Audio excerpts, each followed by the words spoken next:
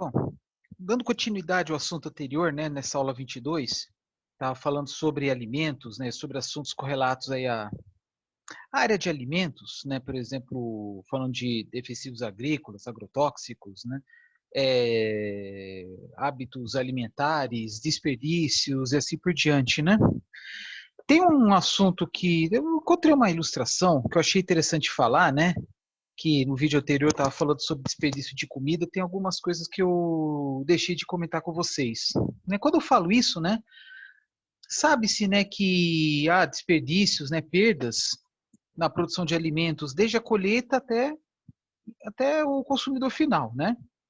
E que o desperdício é, de certa forma, né, um problema cultural. Por que isso? Porque ainda é muito comum, infelizmente, né, que as pessoas joguem fora a comida que sobra do dia anterior, ou porque a comida já perdeu um pouco do seu gosto, da textura, algo que não está tão agradável, né? Não vou nem, assim, a comida nem chegou a estragar, né? Mesmo que bem acondicionado, dentro da geladeira, num pote, num recipiente fechado, tampado, tem gente que não acha agradável comer essa comida, né?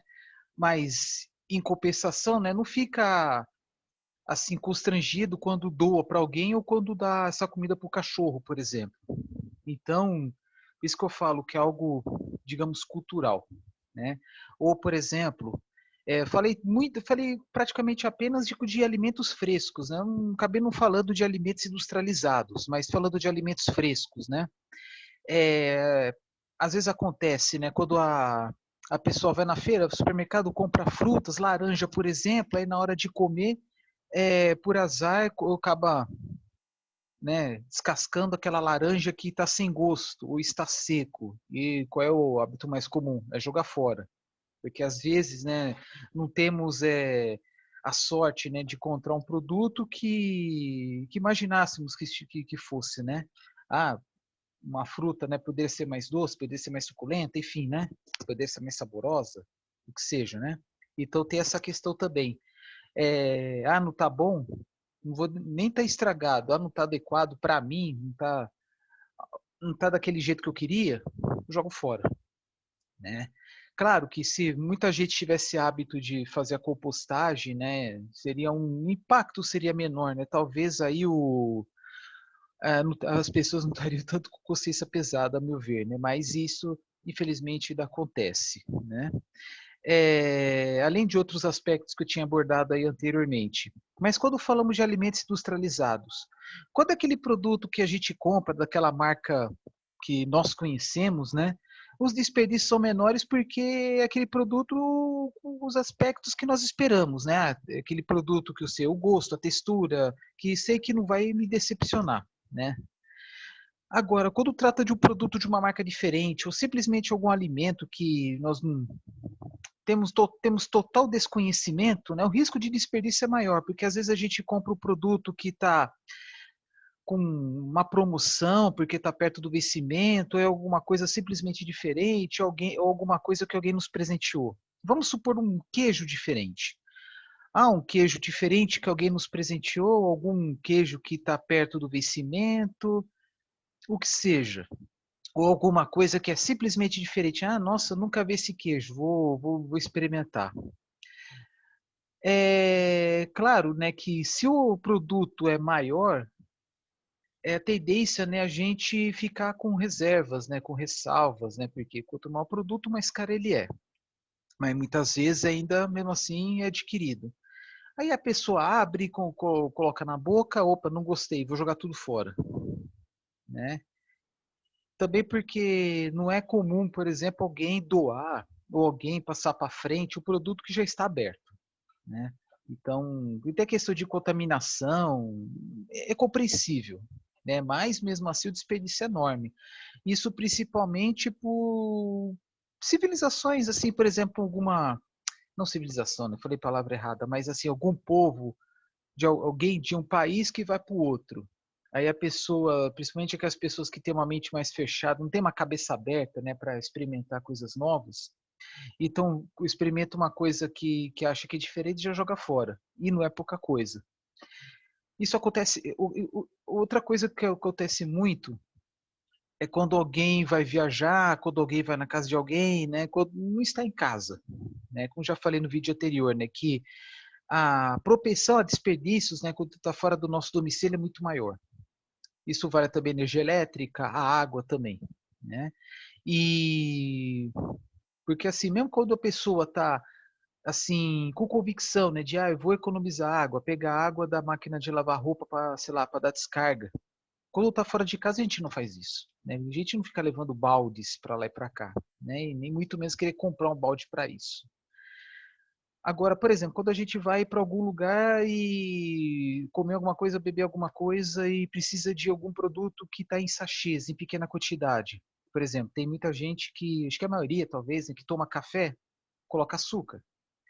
Aí o sachê de açúcar geralmente é um sachê que dá do tamanho de uns 4 dedos na minha mão, né? E adoçante geralmente uma quantidade menor. Dependendo, né, do café, da quantidade de café que você vai tomar, né, chá, entre outras coisas, suco pode ser também, talvez a quantidade de açúcar que está no pacotinho é grande demais. Você vai dobrar e guardar o açúcar, muitas vezes o pessoal joga fora. E muito menos alguém vai fechar, né, o saquinho de açúcar para a pessoa, né, para a próxima pessoa pegar. Não existe esse hábito, né? Então é natural que, principalmente se tratando de pequenas quantidades, as perdas sejam maiores, né? Ao contrário, por exemplo, que se ao invés de alguém pegar saquinho, alguém vai lá tomar café no lugar que é teu açucareiro. Aí as perdas, imagino, sejam menores, né? Aí que eu falei de açúcar, né? Vale a mesma coisa aí, sal, temperos, pimentas, molhos, assim por diante. Tá? Então, geralmente, quando quantidades são menores, depende da situação, os desperdícios são maiores. Tá? Bom, vamos lá. Eu vou compartilhar aqui uma ilustração que eu achei bem legal mostrar, que é essa aqui, né? Que a questão aqui, quanta comida é desperdiçada no mundo? Assim, pela minha vivência, eu acho que brasileiro nem desperdiça tanto. Em países de primeiro mundo, a tendência é desperdiçar ainda mais, por quê? Porque a... Peraí, gente. Acabei, não sei se eu compartilhei. Até travou aqui o computador. Mas vou falando mesmo assim. A tendência aos desperdícios em países ricos é maior por quê? Porque a porcentagem do salário, da renda, né, que é despendida para a compra de alimentos é menor. E tem países muito pobres, né, gasta muito mais com alimento do que país rico. E tem país pobre, né, por necessidade, mas as pessoas têm que tomar mais cuidado. Então, isso acontece para qualquer coisa, né, para bebidas também, né, sei lá, alguma bebida alcoólica, destilada, um licor, por exemplo, alguém presenteia, alguém compra-se de curiosidade, bebe, não gosta, joga o resto fora, né? Enfim, né? E ainda mais, né, falei de licor, bebidas, né, que precisa-se de uma quantidade muito grande de matéria-prima para produzir uma pequena quantidade, por exemplo, né, de licor, né, dando exemplo específico, tá? E ainda mais se tratando, né, de produtos carnes, por exemplo, produtos de origem animal, né, que eu falei anteriormente, né, que necessita de uma produção muito grande de alimentos de origem vegetal para alimentá-los, né? Tem essa questão também, né, aquele impacto indireto, né, que nós não observamos, né, porque não está nos nossos olhos, né, nas nossas vistas, né? Mas vamos lá, quanta comida isso aqui? Peguei na internet também, né? Cerca de 1,3 bilhão de toneladas ao ano, segundo o relatório da FAO, que é o órgão das Nações Unidas ligado à agricultura e alimentação. Então, cerca de 1,3 bilhão de toneladas ao ano. Nossa, agora que eu vi que está mal escrito aqui, mas vamos dizer, praticamente 33%, né? Um terço de tudo que é produzido aqui no mundo vai para o lixo, por diversos motivos, né? Se for, por exemplo, né, por perdas na agricultura, é natural que os alimentos eles vão cair no solo e adubar. Então, assim, na minha opinião, a consciência pesada diminui. Mas tem as perdas no transporte, né, acondicionamento inadequado, né, quanto maior a distância, maior o desperdício, principalmente se tratando aí de estradas, vias esburacadas, muita estrada de terra, enfim. Aí no armazenamento, né, tem a questão do acondicionamento inadequado, principalmente em lugares onde as quedas de luz são constantes, tá? E a questão lá do supermercado, por exemplo, né, as perdas são grandes também nos supermercados, por quê? Por exemplo, quando fala de produtos congelados como carnes, a temperatura a qual ela está armazenada, por exemplo, se está naqueles refrigeradores, né, aquelas ilhas, né, onde as pessoas vão pegar, a temperatura é mais alta do que aquela que está no frigorífico lá no fundo do fundo do mercado. Porque, por exemplo, carne, o ideal é manter uma temperatura 18 graus negativos, né, para manter em boa qualidade por semanas. Agora, nos lugares onde a gente pega, né, ainda mais com o ato de ficar abrindo e fechando os refrigeradores constantemente, né, com certeza não vai estar a menos 18, vai estar menos, vai ter, sei lá, vai estar mais, né, sei lá, menos 3, menos 4, menos 5. E aí o que era 1, 2 semanas de armazenamento fica aí a 1 ou 2 dias no máximo e olhe lá, né? E se der algum problema, se mudar a cor, né, da carne, aí ninguém vai comprar mesmo. Tá? Então tem essa questão, né? Então quando você coloca lá na frente vista do público, né, para pegar logo, tá? Então 1/3, né, dos alimentos são desperdiçados, né, causando um prejuízo equivalente a 1,6 trilhão de reais, né, no mundo todo, tá? Se esse desperdício fosse reduzido, seria suficiente para alimentar 2 bilhões de pessoas, mais que o suficiente para acabar com a fome no planeta, que atualmente assola quase 1 bilhão de pessoas, né? Acho que de 1/6 da população, 1/7 da população do mundo, né? E aí o que acontece, né? Muito antigamente, né?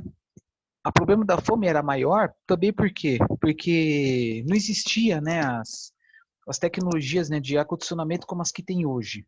Então, por exemplo, o conceito, né, de refrigeração é algo que foi criado assim, usando, né, geladeiras, as tecnologias que tem hoje. Tem menos de 100 anos. Antes disso, né, as pessoas, né, colocavam, por exemplo, produtos carnes, né, carne no sal. Ou curtia no sol, né, até defumação. Por exemplo, frutas, né, virava compota, geleia, enfim, colocava num caldo doce, né, para aumentar aí a validade, né? Então, tanto o sal ou salmoura também, né, quanto o açúcar ou o caldo açucarado, né, ajudavam muito na conservação dos alimentos, né, além de elementos como cravo, por exemplo, né, algumas especiarias que também ajudavam na conservação dos alimentos. Ainda hoje são muito usados, né, mas hoje fala-se muito, né, do uso da refrigeração e também embalagens adequadas, tá? Embalagens assim de plástico, né, para evitar aí o contato, né, ingresso de oxigênio, o contato com o meio ambiente, né, que pode ser, poluição, até mesmo as mãos das pessoas, né, contato físico. Então, o plástico em si ajudou e muito, né, para aumentar a validade, aumentar a conservação, né, ainda mais aqueles produtos que são condicionados a vácuo, né? E aí antigamente, né, não tinha em alguns povos, né, não tinha esse hábito de guardar o alimento, né? Quando eu falei de salmoura, sal, né, apenas alguns povos faziam isso. Tinha outros que simplesmente jogavam fora. Mas aí tinha o problema, né? E quando falta comida, aí os problemas começam, né? Guerras, conflitos, dos mais diversos, né? Agora está melhor aqui. 3,9 bilhões de toneladas produzidas de alimento, desses 3,9, 1,3 são desperdiçados, né, que dá exatamente 1/3. Aqui, ó, né? E aí os principais, né, em massa, né, cereais, eu acho que a maior produção em quantidade no mundo, eu imagino que seja de cereais. Vegetais, né, porque eles são muito sensíveis, né, com amassamento, são perecíveis, estragam rápido. Cereal, né, ao contrário, né, ele, dependendo do acondicionamento, você pode mantê-lo por longo período de tempo, né, tanto que é usado como moeda de troca, pode ser guardado aí para quando produz o cereal, por exemplo, milho, trigo, arroz, você pode produzi-lo, né, em época que o custo que são commodities na maioria das vezes, né? Quando o preço estiver muito baixo, você guarda ele para vender em momento de alta, né? Aqui, raízes, né? Raiz também não. Alguns deles têm que ser consumidos rápido, né? Batata doce, mandioca, cenoura, enfim, né? Frutas, muitas delas são muito sensíveis, como tomate, morango, tá? Ovos, leite, derivados, carnes, né? E assim por diante, leguminosos, oleaginosas, peixes e frutos do mar, né, que aí tem questão de saúde pública, porque alguns peixes, né, infelizmente, são pescados em local de água contaminada, aí tem que, assim, tem que preparar muito bem, né? Então, além do fato, né, que se comer um alimento, né, um peixe, fruto do mar, com carnes também, né, com derivados de leite, ovos também, isso aí acontece, né? Se não devidamente preparado, né, a pessoa pode ter problemas dos mais diversos, como diarreia, né? E muitas vezes a pessoa vai comer fora com família, né? E aí a família inteira pode ter esse problema. Tem que tomar muito cuidado com isso. Olha só que eu tinha falado aqui, né? Que o desperdício está condicionado ao padrão de vida, né? Então, por exemplo, na África subsaariana, né? Que é a região mais pobre, né? Que também é chamada de África Negra, né? Cada pessoa desperdiça entre 6 e 11 quilos de comida por ano, ao passo que na América do Norte e Europa quase 9, mais ou menos 9 vezes isso, né? Até mais que isso, né? 95 a 115 quilos de comida por ano, né? Que é acho que dá, talvez aí, um terço do quanto come, enfim, tá? Que mais que interessante passar para vocês? Cada família descarta em média 20% dos alimentos que compra. Muitas vezes são aqueles itens que a pessoa não está acostumada, a pessoa não sabe que dá para fazer alguma coisa com, por exemplo, a casca do abacaxi, dá para fazer suco. Do talo da couve, dá para fazer suco, né? Tem gente, né, que não come, por exemplo, a casca da maçã, né? Em alguns frutos, né, a casca que tem mais fibras, né? Dá até para fazer doces usando casca da laranja, casca do limão, tá? Como falei no vídeo anterior, né? Por exemplo, quando o repolho chega, né, no supermercado, uma das primeiras coisas que faz é arrancar as folhas superficiais do repolho. Será que não dá para fazer alguma coisa com eles? Então há muita pesquisa acerca do uso, né, do material, né, que acaba sendo desperdiçado. E o mais curioso de tudo, existe aí milhares de produtos de origem vegetal, mas mais de 90% do que come do mundo são apenas algumas dezenas. Tá? Por exemplo, feijão, existem centenas de variedades de feijão, mas quantos são comercializados no mundo? Umas poucas dezenas. Batata, mesma coisa, né? Existe aí centenas de variedades de batata, centenas de variedades de milho, mas o que são utilizados no mundo, apenas algumas variedades. Tá? Que aí tem até o conceito também, né, que aí é por parte, não vou falar aqui, né, que tem uma sigla bem famosa chamada PANC, P-A-N-C, Produtos Agrícolas, como é que se fala?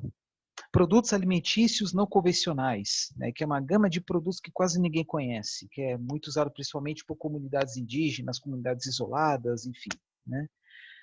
Olha só, campeão de desperdício, né? Aqui está campeão couve-flor, tem alface, pimentão, tomate, pimentão aqui. No vídeo anterior eu falei, né, que é o que mais recebe agrotóxicos. Repolho, tem uns aqui, né, que a gente sabe que quando estraga gera um mau cheiro bem desagradável, né, com batata, por exemplo, né? Aí, entre outros aqui, né? Tem os que parecem que são mais resistentes, como no caso o chuchu. Que mais, né? Campanha de desperdício. Gente, morango é muito complicado, por quê? Principalmente quando a distância entre o produtor e o consumidor é grande. O morango estraga rápido, ele é muito sensível, mesmo colocando naquela caixinha de plástico, acondicionado em caixa de papelão, algo assim mais adequado, né, para tal, desperdício é alto, né? Porque muitas vezes você compra no dia seguinte mesmo na geladeira já começa a dar uma aparência diferente, tá? Que mais? Aí tem aquele negócio, vamos dar exemplo aqui da banana e da manga, né? No supermercado o pessoal fica apertando, né? Não só o ato de apertar já complica, né? Que mais? Tá. Aqui está dizendo que o Brasil é o quarto maior produtor de alimentos do mundo. Tá bom. Então, é bastante informação relevante aqui, né, para mostrar para vocês, ainda falando sobre a questão do desperdício, né? Agora aqui eu vou mostrar uma figura, depois eu compartilhando para vocês, que eu achei bem legal, né, já fugindo aí do escopo do desperdício. Sabemos, né, que tem produtos que são cultivados em locais muito específicos devido ao clima, ao solo, questão da pluviosidade, mas tem alguns produtos que são mais difundidos, né? Por exemplo, tomate, alface, né? Alguns lugares não precisa de estufa, outros precisam. Aí tudo bem. Agora, tem produtos como banana, cacau, dendê, que aí é apenas alguns lugares que tá aí consegue produzir, né? Que, por exemplo, dendê tem que ser clima equatorial, de chove muito, tem esses aspectos. Deu um probleminha aqui. E então, aí nesses lugares, né, onde, desculpa, né, esses produtos agrícolas, pecuários também, né, por exemplo, o ovo é produzido no mundo inteiro. Nesses produtos, né, que são produzidos no mundo todo, né, as distâncias diminuem, né, então o consumo de combustível, né, o impacto ambiental em cima do transporte é pequeno.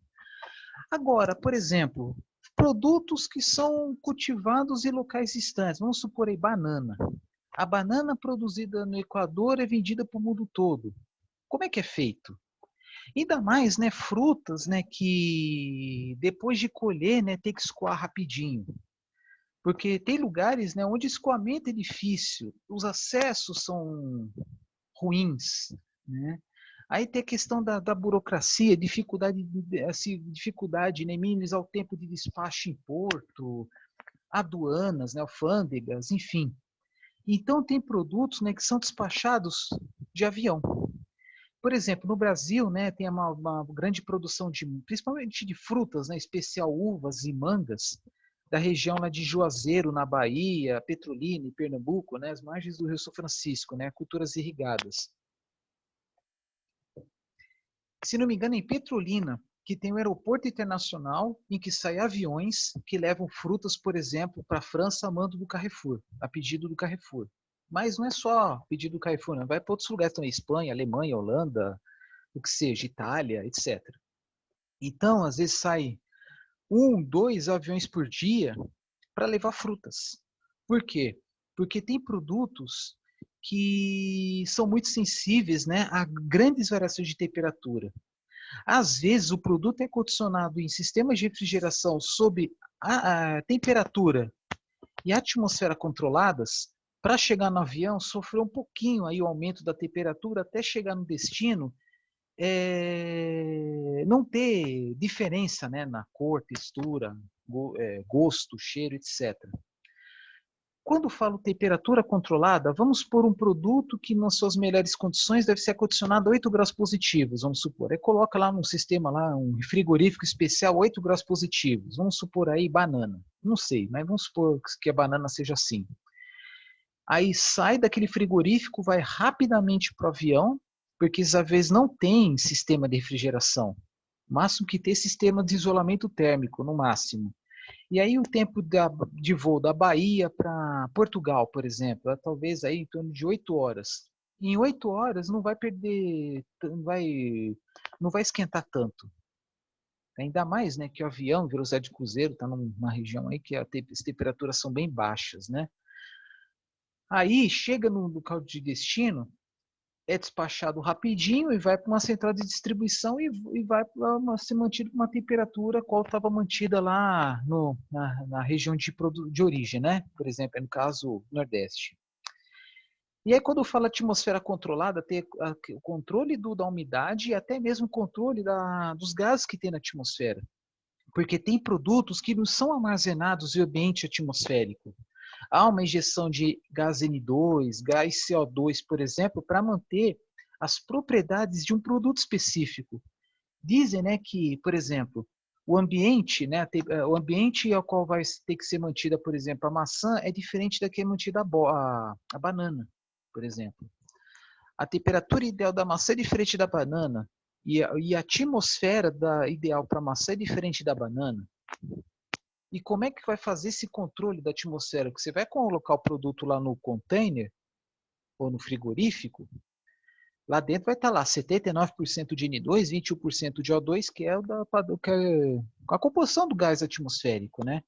Aí, das duas uma, ou cria um vácuo ou injeta gás nitrogênio, que é um gás inerte, ou gás CO2, que é o gás dióxido de carbono, vai depender de cada caso, para que mantenha as propriedades da melhor forma possível. Tá? Vou dar outro exemplo que acontece, por exemplo, o Brasil é o maior produtor mundial de laranja e suco de laranja. Como é que o Brasil exporta suco de laranja? Principalmente no interior de São Paulo, região de Matão, Araraquara, Limeira, tem várias indústrias de processamento de laranja. Produz o suco, concentra ele, né, retira a água, fica um xarope. Aí é armazenado em tanques pode ser em caminhão-tanque ou em latões. Latão de aço carbono, mas forra com plástico. E aí o produto, o suco, né, por exemplo, se for aqueles que vai em caminhão-tanque, vai até o porto, refrigera, e aí condiciona em navios especiais, específico para transporte de suco. Só que ao chegar no destino, por exemplo, sai do Porto de Santos, vai para Roterdã, demora vários dias, sei lá, 3 semanas. Em 3 semanas, muita coisa pode acontecer, o gosto mudar, ficar mais amargo. Aí descobriram uma tática, né, de no próprio tanque, navio-tanque, colocar hélice e ficar girando, ficar movimentando o suco para que mantenha suas propriedades. Né? Além que eu imagino que tenha lá um sistema de refrigeração, né, para manter aí numa temperatura ideal aí, que eu não sei qual é, mas estou com certeza abaixo da atmosférica. Por isso que eu falo, cada caso é o caso, né? Cada produto, né, tanto produto fresco quanto produto processado, tem lá as suas propriedades, né? Então, o que vocês podem ver aqui, né, uma variedade de produtos em que tem lá, né, suas origens, né, e por parte dos navegadores, parte de exploradores, eles levaram, né, algumas amostras para outros países. Tanto que tem, por exemplo, muitos desses produtos tem nos supermercados do mundo inteiro. E alguns deles são produzidos no mundo inteiro também, como, por exemplo, tomate, né, com ou sem estufa, alface, cenoura, com ou sem estufa. Embora tenha outros que por dificuldades diversas, né, da própria cultura agrícola, são produzidos em locais específicos. Né? Por exemplo, no Brasil praticamente não produz azeitonas. Agora está tendo algumas iniciativas para produção de azeitona no sul de Minas, né? Mas ainda a produção de azeite no Brasil é 0,1% do seu consumo. Mas tá crescendo. Então, enfim, né? Como falei no vídeo anterior, né, que há uma campanha, né, para produzir alimentos assim mais próximo possível do consumidor, porque é para diminuir poluição, diminuir os impactos decorrentes às longas distâncias e, por consequência, desperdícios também, né? E tem alguns produtos, né, que não tem jeito, né? Você tem que armazenar ele desidratado, na salmoura, ou no caldo açucarado, ou na refrigeração, né? Enfim, né? Como, por exemplo, no Brasil nunca vi um damasco fresco. Não, damasco, isso, só vi damasco seco, tá? Só de tâmara, só vi tâmara na embalagem, né? Nunca vi o produto recém-extraído lá da tamareira, né? Entre outros exemplos, tá? Gente, é bem interessante para quem gosta, né? Depois ver com maior aí, uma certa paciência, tá? Que eu, sei lá, eu acho interessante, tá bom? Bom, vamos lá. Vamos falar aí, voltando à apresentação em si, né? Que eu tinha parado ontem, né? Eu pensando aqui se está faltando alguma coisa, mas eu acho que não. A questão da fome. Por que existe fome? Um dos principais motivos, conflitos, guerras. Tá? Quando tem conflitos, guerra civil, guerras entre países, há o quê? Fechamento de estradas, destruição de estradas, ferrovias, prejuízo à navegação, aí os alimentos chegam com maior dificuldade ou não chegam. Vale a mesma coisa com ações humanitárias diversas, vacinas, enfim, ação de grupos terroristas, mas também, né, a dificuldade de acondicionamento deles, né, falta de sistemas de refrigeração, de práticas adequadas de conservação de alimentos, né, aquela civilização que não conhece, né, a tática de salgar a carne, condicionar o sol, defumar, essas coisas que muitos povos já fazem há séculos, talvez há milênios, alguns não sabem. E aí ficam mais vulneráveis, né, à ação do tempo, porque tem ano que chove mais, outro ano que chove menos, tem questão de praga, tem lugar que tem muito gafanhoto e assim por diante. Tá?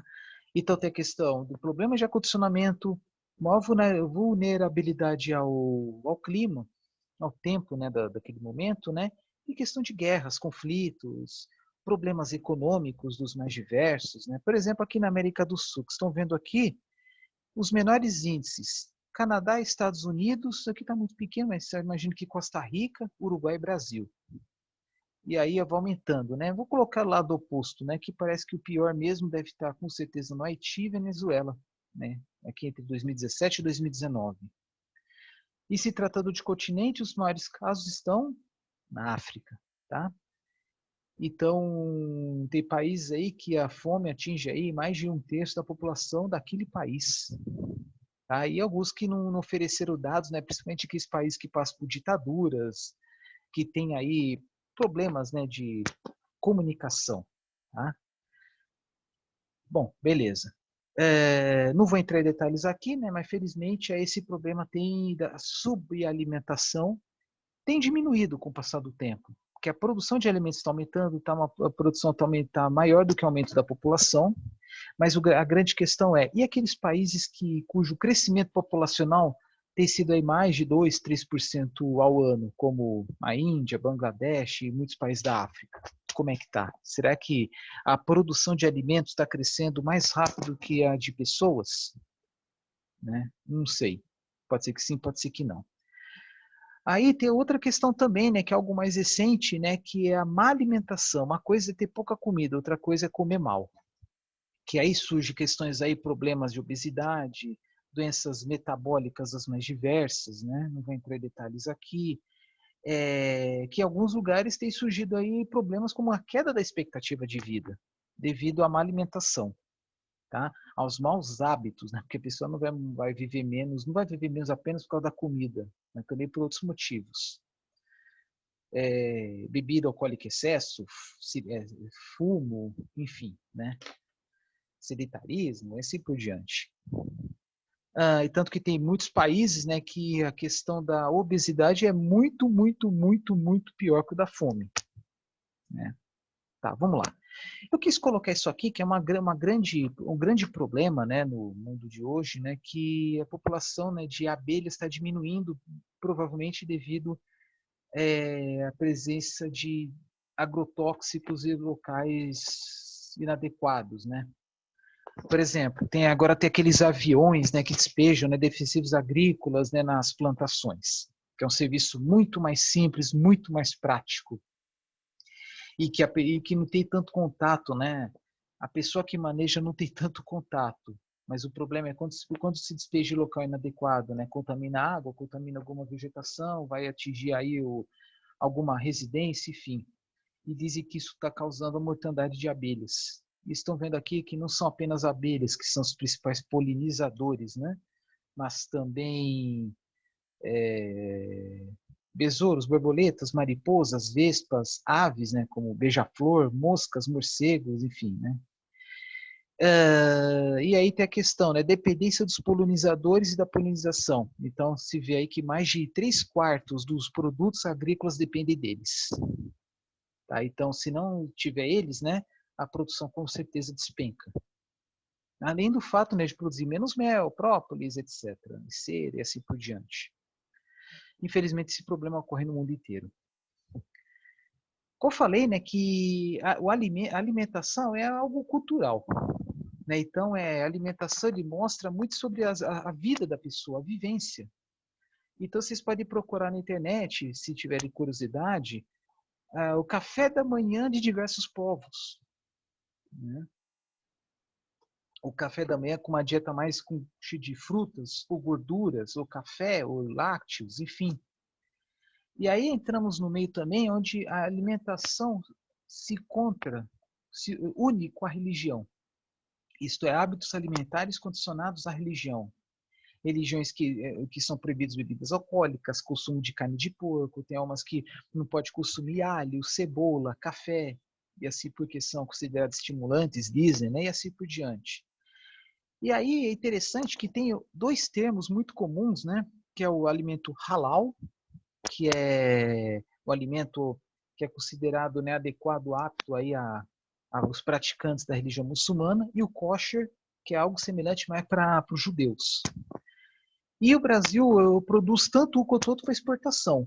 Por exemplo, o halal é algo muito interessante porque tem alguns países, né, como o Líbano, que eles não exportam apenas carne, eles exportam animal vivo e abatem no próprio país, né? Pensando também, né, em seguir as regras do halal nos seus países. Mas embora o Brasil também há o abate, né, de animais, seguindo o halal também aqui, né?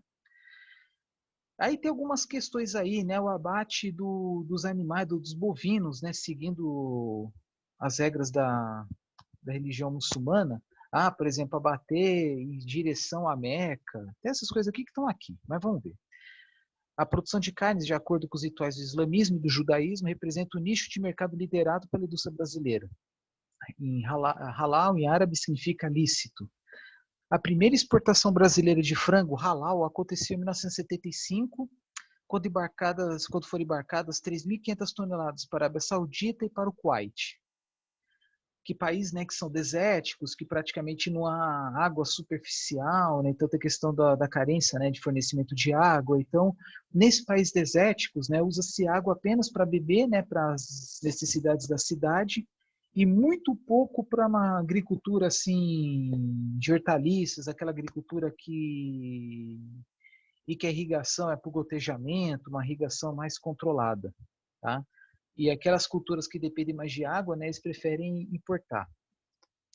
Ao longo dos últimos 30 anos, o Brasil consolidou sua participação no mercado internacional desse tipo de produto. Em todo o mundo, existem 1,8 bilhão de muçulmanos, né, só perde para os cristãos. A carne brasileira abastece 20% desse mercado, que é grande por sinal, né? Alimentos devem seguir a lei de Sharia, do livro do Alcorão. Aí tem animais que, vamos colocar direto para os proibidos, né? Eu achava que era só o suíno, né? Mas tem alguns produtos, tem uns animais, né, cujo abate no Brasil ou são proibidos ou são rechaçados, né, pela população, né? Por exemplo, quando fala em comer carne de cachorro, tá, no Brasil é proibido, ok. Mesmo se não fosse proibido, né, a grande maioria da população ia achar algo repugnante. Algo que na Índia, né, é repugnante comer carne de bovinos, né? Aí tá, animais proibidos: porcos, cachorros, animais com longas presas. O que vem na minha cabeça, por exemplo, elefante. Répteis, animais que se alimentam de carniça, tá? Como por exemplo, hiena, aves aí como urubu, né? O profissional sangrador, né, o que vai responsável pelo abate, né, retirada do sangue, deve ser muçulmano, estar sadio física e mentalmente, ter consciência da sua ação e ser treinado sobre abate e inspeção halal. O animal precisa estar vivo e perfeitas condições físicas e a frente do animal é direcionado para a Meca. Deve-se checar se a faca de metal está afiada, se é utilizada apenas para cortes halal, para diminuir o sofrimento. Imediatamente antes de abater o animal, o sangrador diz: em nome de Alá, o mais bondoso, o mais misericordioso. O sangrador degola de uma única vez traqueia, esôfago, artérias e jugulares, diminuindo o seu sofrimento. O animal pendurado para que o sangue seja retirado o mais rápido possível para evitar toxinas, produção de hormônios tal que possa alterar a qualidade da carne, né? Isso acontece muito quando o animal sofre. Como, por exemplo, no Vietnã é muito comum comer, se come até ratos. E o abate deles é bem sofrido, é bem chocante. Por exemplo, joga-se água fervente nos ratos. E aí eles agonizam, né? Aí não precisa dizer mais nada. No caso dos judeus, né? Kosher, que significa hebraico adequado. O Brasil exporta carne kosher apenas para Israel e por isso tem um mercado pequeno quando comparado ao halal. Porque tem muito mais muçulmanos, né? E assim, tem países, né, que tem muito mais judeus que o Brasil, vai, Argentina, Estados Unidos, mas nesses lugares aí a produção é interna. Ou exportam de Israel, né? O produto que se destaca é a carne bovina, ainda que devido ao câmbio, os embarques têm sido menores em 2016, né? Então isso aí deve ter feito em 2017. Mas vamos lá. Alimentos devem seguir as leis judaicas da alimentação do Torá. Então vou direto aos proibidos: suínos, coelhos e lebres, camelos e crustáceos. O profissional deve ser uma pessoa temente a Deus, ser judeu e treinado no abate, inspeção kosher. A faca deve ser longa o suficiente para permitir o abate sem pressão e estar afiada na parte do fio de cada lado. Pode abençoar os animais. Em caso de abate em lote, basta uma só bênção, contanto que o soquete, sochete, sei lá como se fala, né? A pessoa especializada tem em mente quando abater. Os animais são encaminhados ao boxe de atordoamento e depois pendurados pela pata traseira. Atordoamento é fazer uma coisa para desmaiar. Aí degola, traqueia, esôfago, artérias e jugulares de uma só vez. Depois é inspecionado se havia doenças, malformações e fraturas. Gente, não é, na minha opinião, não é muito diferente do halal, né? Prima-se pelo bem-estar do animal, ambos, né? Diminui o sofrimento, porque sabe-se que também que altera aí o gosto da carne, tá? Mas aqui, por exemplo, só falou do quê? De alimentos de origem animal. Mas também existem alimentos, né, ultraprocessados, processados usando esses alimentos, aí, por exemplo, patês, né, defumados, embutidos, etc., né? E entre outros produtos aí de origem vegetal também, né, seguindo o halal ou kosher, tá? Bom, hábitos alimentares. Isso aqui já, de certa forma, né, tem a ver com hábitos alimentares, né? Mas vamos por aqui. Por que eu coloquei isso aqui? Né? Fala-se muito do impacto ambiental causado pela produção de carne. E aqui que vocês podem ver, né, que o Brasil é o país, né, ou um dos países que mais consome carne no mundo, carne bovina no mundo, tá? Então aqui, por exemplo, né, a largura representa a população de uma determinada região ou país em 2050. Né? Está previsto em breve, inclusive, a Índia ultrapassar a China. E aqui no eixo X, né, é o consumo de calorias diárias per capita de carne bovina. No Brasil está aqui em torno de, vamos colocar 2010, 140 calorias, né, com possibilidade de expansão para algo como 150 em 2050. Um aumento não muito grande.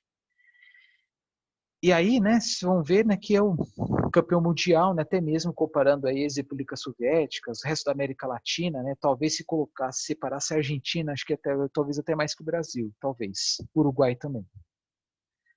E questão do desperdício, né, acho que essa figura dá para ter tá antes, né, mas só reforçando o que eu tinha falado anteriormente, os desperdícios são maiores nos países mais ricos. Então aqui vocês estão vendo, né, na América do Norte, Oceania, que o desperdício é maior no consumo. É aquele negócio da pessoa comprar alguma coisa, não gostei, já joga fora tudo. Né? Comprou vamos supor, né, maçãs. Existem vários tipos de maçã e compra uma maçã diferente, nossa, não gostei, feira outra, joga tudo fora. Em vez de comer, né, ter aquela consciência pesada, né, nossa, eu vou comer tudo, né, tem gente que precisaria disso, sabe, consciência pesada. Ao passo que em países mais pobres, né, o desperdício está maior na produção. Tá? Ataques de animais, pragas, enfim, né? Aí tem aquela questão também, né, que o produto não se desenvolve adequadamente devido à falta de chuva, por exemplo. Tá? Isso aqui é só curiosidade, tá, gente? Que isso aqui eu peguei, né, de uma página que promove, por exemplo, a produção de carne por meio de animais confinados. Aí mostra aqui que as fibras, né, do boi, né, do bovino criado a pasto é diferente, né, do bovino confinado, que consome mais grãos, né, que é uma carne mais marmorizada, enquanto a pasto tem mais ácidos graxos, ômega 3, né? Aí a amarela porque tem mais carotenoide, as propriedades aí, né? Mesma coisa, por exemplo, sei lá, o Ramon Serrano, o Ramon Ibérico, que é um tipo de presunto muito produzido na Espanha. Aí tem um, né, que é Ramon Ibérico, também chamado de pata negra. Ele tem um gosto, uma textura diferente por causa da alimentação ser diferente. Tá? Bom, então, assim, da parte de alimentos, né, mais ou menos isso que eu falei para vocês, é um assunto que dá muito pano para manga, existe disciplina específica sobre isso, né, que é sustentabilidade na produção de alimentos e energia, tá? Mas como eu falei, né, a alimentação é algo muito cultural, tá? Que vai muito além aí da falta ou do excesso de alimento, né, da obesidade ou da fome, Enfim, né? Aí tem a questão da alimentação de acordo com o clima, né? Por exemplo, países muito frios, né? Mas é normal, né? Comer mais alimentos gordurosos e assim por diante, tá? Então, da parte assim de alimentos, é basicamente isso que eu queria comentar com vocês, né? Embora o próximo vídeo que eu vou fazer, vou falar muito assim do consumo de água, né? Que vai entrar ainda alimentos, né? Mas o consumo de água também pode ser direcionado a outras indústrias que não tem nada a ver com alimentos, né? Indústria, por exemplo, de combustíveis, tá? Então é isso, tá? Eu assim admito, né? Não é uma área que eu domino, né? Minha formação, eu não sou engenheiro de alimentos, não sou nutricionista, né? Mas que eu acho que esses são conteúdos que eu acho relevantes se falando de sustentabilidade. E para começar, tá bom? Um grande abraço, até o próximo.